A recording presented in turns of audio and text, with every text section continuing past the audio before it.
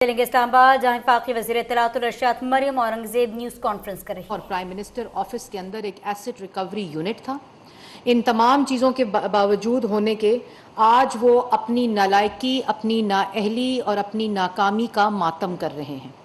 انہوں نے 4 سال جو 2018 کا الیکشن، اس کے بعد 4 سال حکومت میں صرف الزام تراشی کی، دوسروں کو چور کہا اور چوری کے الزامات لگاتے رہے، اختیارات کے ناجائز استعمال کا الزام لگاتے رہے، منی لانڈرنگ کا الزام لگاتے رہے۔ لیکن 4 سال تمام ریکارڈ ان کے پاس، تمام انویسٹیگیشن کے ادارے ان کے پاس، انہوں نے نیب کو استعمال کر کے، نیب نیازی گٹھ جوڑ کو استعمال کر کے، ایف آئی اے کو استعمال کر کے،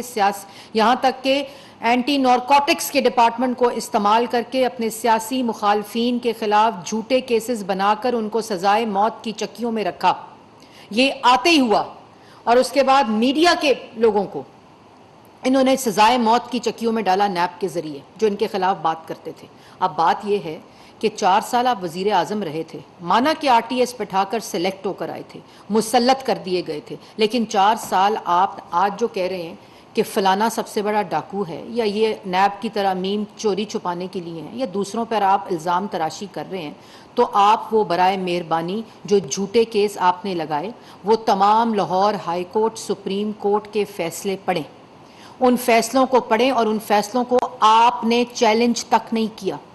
جتنے فیصلے ہوں، شہباز شریف صاحب کا فیصلہ ہو، حمزہ شہباز کا فیصلہ ہو، مریم نواز کا فیصلہ ہو، زرداری صاحب کا فیصلہ ہو، سعد رفیق کا فیصلہ ہو، سلمان رفیق کا فیصلہ ہو، شاہد خاقان کا فیصلہ ہو، حنیف عباسی کا فیصلہ ہو، رانا ثناء اللہ کا فیصلہ ہو، جن کی بیل کے کیس کی سنوائی کے درمیان جج کو چینج کیا انہوں نے اپنے اختیارات کا استعمال کر کے۔ انہوں نے کسی فیصلے کو سپریم کورٹ چیلنج نہیں کیا،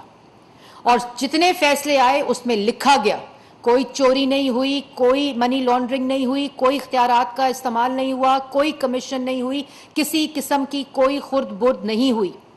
یہ تمام فیصلوں کے اندر لکھا گیا اور بیلز ہوئی۔ سپریم کورٹ نے سعد رفیق صاحب کے فیصلے میں کیا عوام سنیں، اور یہ تمام فیصلے جو ہیں یہ پبلک ڈومین کے اندر، یہ پبلک انفارمیشن ہے۔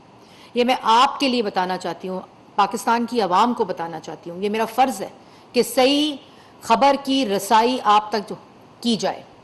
تمام فیصلوں کے اندر یہ لکھا ہے کہ یہ تمام چیزیں، اور سپریم کورٹ کا سعد رفیق صاحب کا فیصلے میں یہ لکھا ہے کہ یہ نیب پولیٹیکل انجینئرنگ کے لیے استعمال ہو رہا ہے، یہ ہیومن رائٹس کی وائلیشن ہو رہی ہے، یہ سیاسی انتقام ہے جو 4 سال عمران خان نے کیا۔ اور اس کے باوجود انہوں نے نیشنل کرائم ایجنسی کو تمام ڈیٹا بھیجا، وہاں سے ان کو تماچے پڑے، وہاں انہوں نے کہا کہ کسی قسم کی منی لانڈرنگ نہیں ہوئی،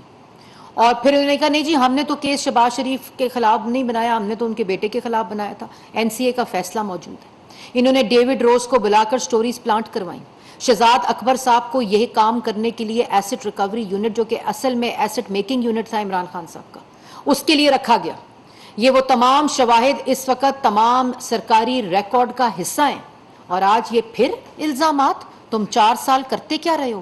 آپ نے 4 سال اگر کوئی منی لانڈرنگ ہوئی تھی، اگر کوئی کرپشن تھی، اے جی آفس آپ کے پاس، ایف آئی اے آپ کے پاس، نیب آپ کے پاس، پرائم منسٹر کا ایسٹ ریکوری یونٹ آپ کے پاس، آپ کو اور کیا چاہیے تھا چوری ثابت کرنے کے لیے؟ جو فیصلے ہائی کورٹس کے آئے آپ نے ان کو چیلنج نہیں کیا۔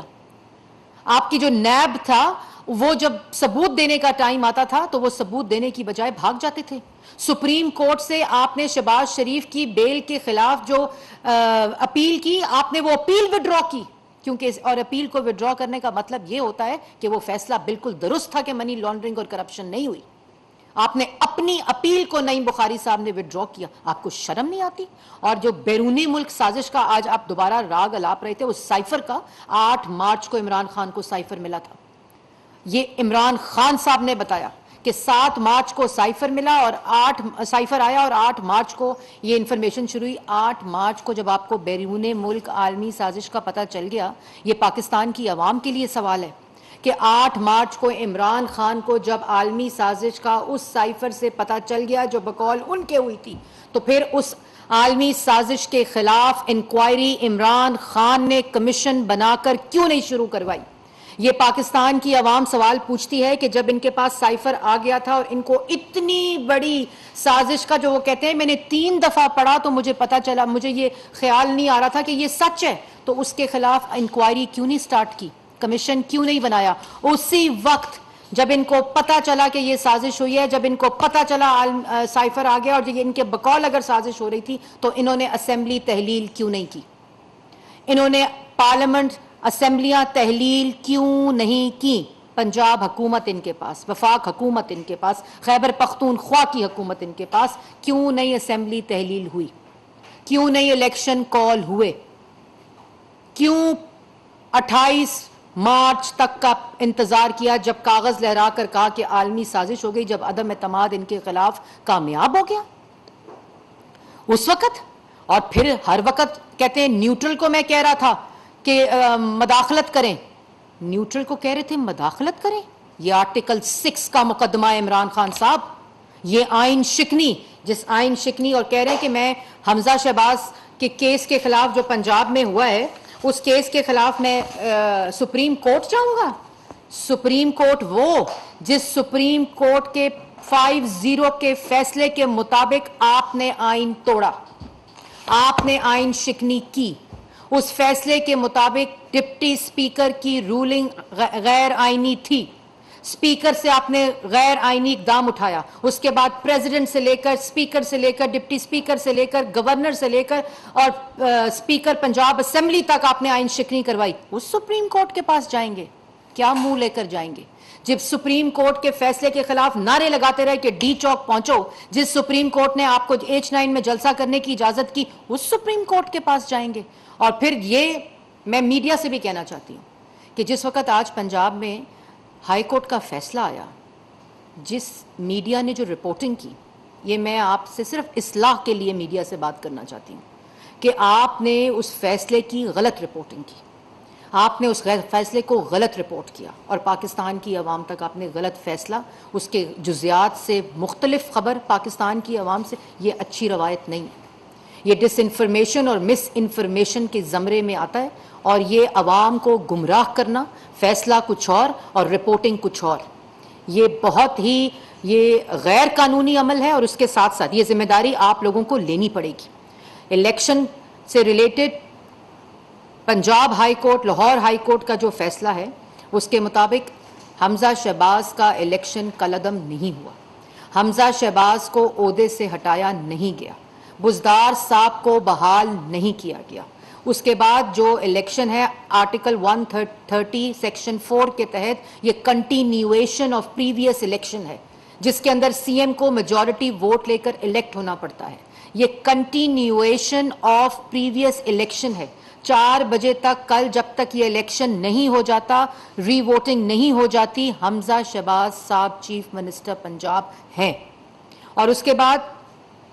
جو رن آف الیکشن ہے اس کے اندر کل 4 تک جو فیصلے حمزہ شہباز صاحب لیں گے سی ایم پنجاب, وہ تمام protected by law and constitution ہوں گے.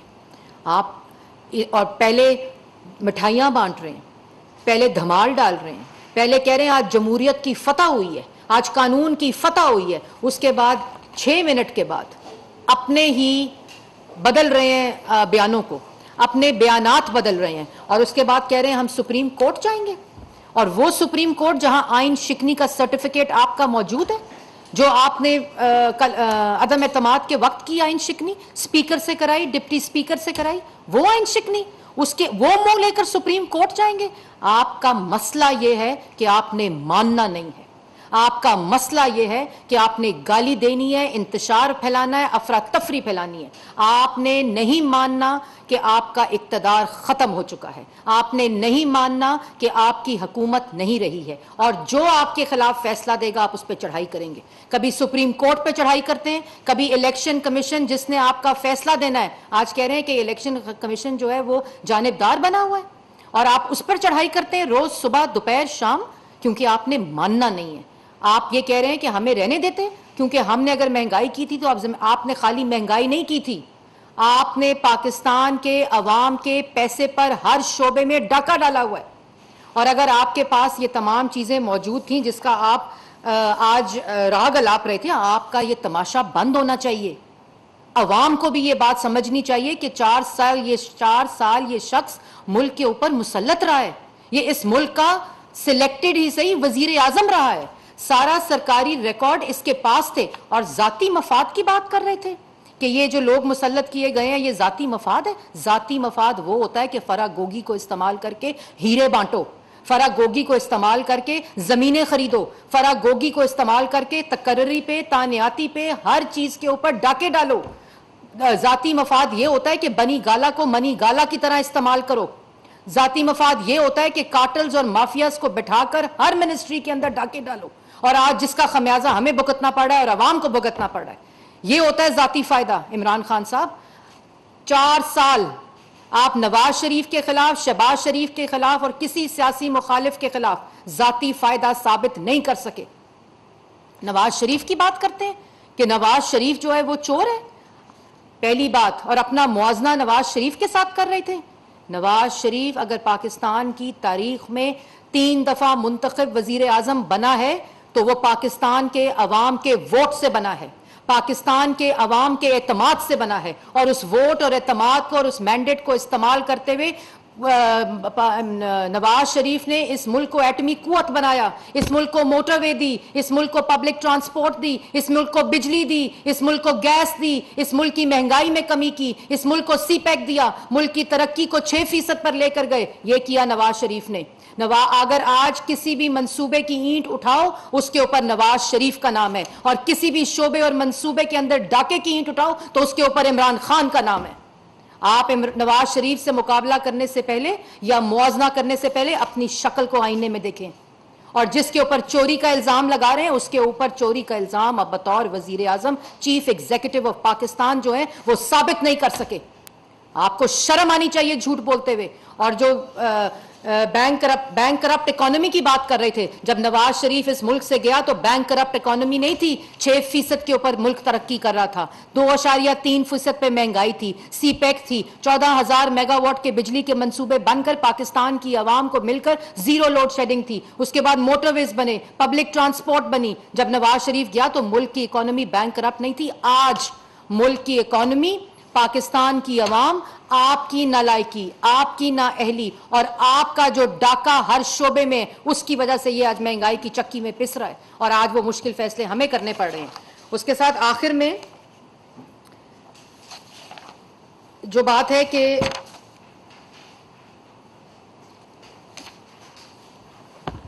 میں غلطی کو کریکٹ کرتا ہوں, اور میں جب 4 سال کا موازنہ کرتا ہوں, جب میں حکومت میں تھا تو میرے سے غلطیاں ہوئیں اور میں بہتر چلا سکتا تھا, اور اب میں بہتری سے کام کر سکوں گا, بہتری سے ڈاکہ ڈال سکوں گا, بہتری سے گیس, بجلی, آٹا, چینی اس کا ڈاکہ ڈال سکوں گا, بہتری سے ملک کے خزانے پہ ڈاکہ ڈال سکوں گا, بہتری سے مزید 5 کیرٹ کے ہیرے خرید سکوں گا, انگوٹھیاں خرید سکوں گا, زمینوں کے پر قبضہ کر سکوں گا, اور ملک کی جو عوام ہے اس کو بہتری سے, مزید بہتری سے مہنگائی کی چکی میں پیس سکوں گا. یہ آپ بہتری لائیں گے. اور شفاف الیکشن, اگر شفاف الیکشن کرانے تھے,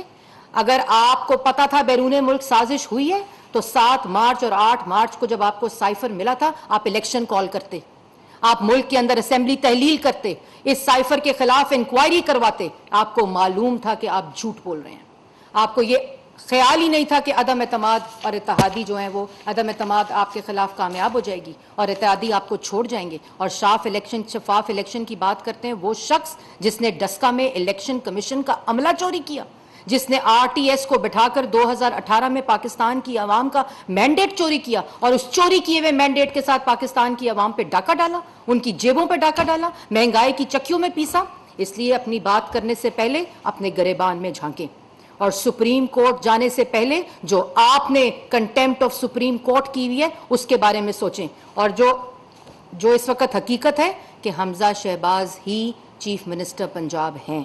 حمزہ شہباز کا election in continuation of previous election ہے آرٹیکل 130 سیکشن 4 کے تحت, اور کل 4 بجے جو ووٹنگ ہے اس کے ذریعے میجورٹی کو اسٹیبلش کر کے انشاءاللہ حمزہ شہباز ہی چیف منسٹر آف پنجاب ہوں گے. اور آپ کو یہ بتا دوں کہ جو انکوائری اگر سائفر کی بھی ہوگی، انکوائری اگر اس معیشت کو تباہ کرنے کی ہوگی، انکوائری اگر پاکستان کی عوام پہ جیب پہ ڈاکہ ڈالنے کی ہوگی، تو اس کے اندر جو نتیجہ ہوگا وہ عمران خان صاحب آپ جیل میں ہوں گے. بہت شکریہ.